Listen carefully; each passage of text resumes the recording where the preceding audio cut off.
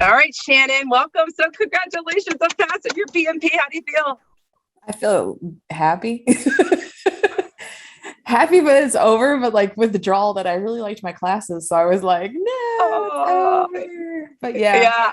I love happy. the classes too. It's so wonderful having you in class. So we have some new people. So why don't you tell them about your journey getting here real quick? Oh my God. Okay, so I'll make it really fast. When I started, I've been doing project management at my work for a while. But when I actually got into the role, they told me to go get my CAPM at the time, and I failed it twice. Once because I had surgery, and it's a whole nother thing. But the second time was I wasn't prepared, and when I went in there, I was like, I don't understand anything these people are asking me. So then my coworker said, you have enough hours from what you were doing previously to actually get your PMP. Why are you trying to get your CAPM? I said, okay.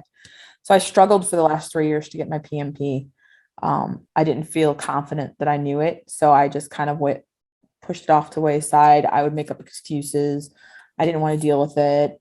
And then a coworker of mine actually took Scott's class, and she goes, "Shan, this is what you need. You are like me. This is what you need to understand what they're asking for."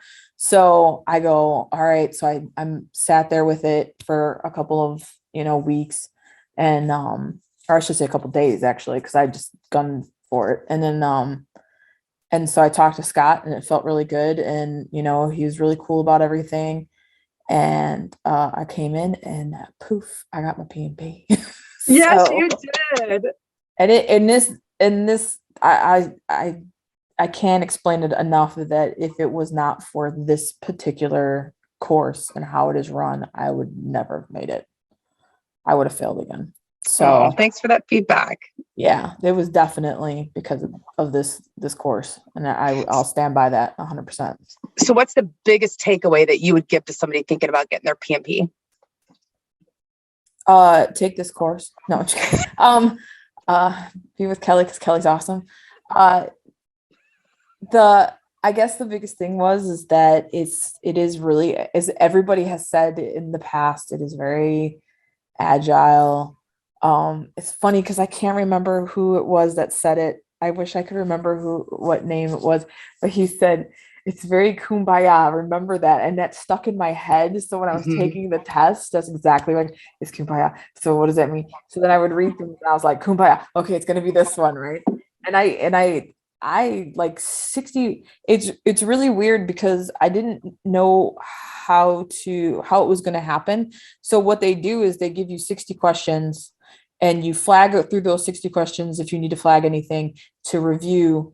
And then once you're done and you flag it, once you submit those 60, you're done with those 60. You can't go back after that.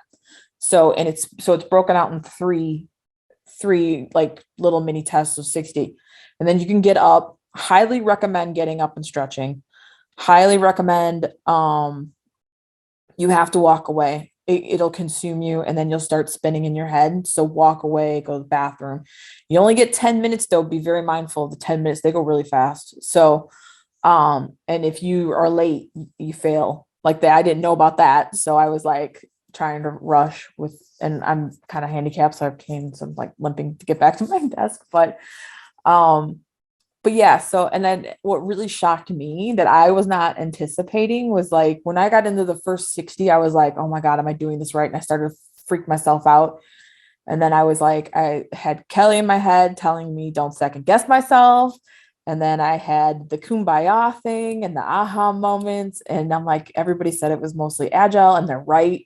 Like this thing is not waterfall based, barely at all. There's no, they gave me a calculator. I never touched it. They gave me a, know your SPIs, the plus ones, minus ones, whatever, that stuff, and the CPI and that, but that's it. Otherwise, you don't have to do anything with math. It's all, what would you do in this scenario? What would you do in Mhm. that scenario?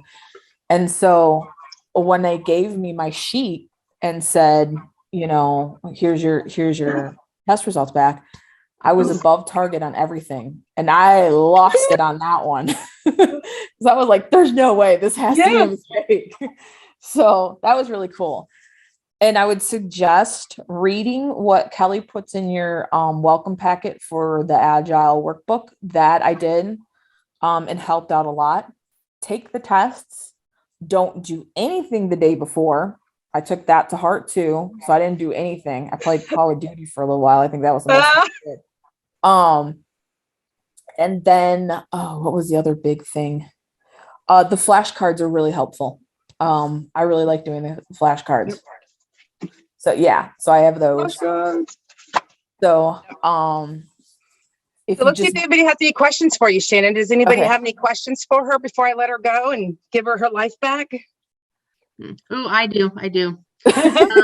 How was the time restraint? So the time restraint actually wasn't bad. I had 10 minutes left after I went through everything. By the end of it, I had about 10 to 15 minutes left for the last session, but like I was fine throughout the whole thing. I had extra time. So, they stop it once you go to take a break. So don't worry about that, but yeah, I had about 10, 15 minutes left to look at the last 60, like if I really wanted to, but most of the time I never changed my answer because I was like, no, that sounded like it fitted really good. So I just left it because I'm known for changing them. And then Kelly's like, you were right the first time. So I didn't. So yeah, it was fun. I shouldn't say it was fun, but it was exciting because you knew it, so. Yeah, it's all situational. Isn't it like the questions we do here in our coaching call? Absolutely. Right? Yeah, 100%. Awesome. Yeah. Any other questions?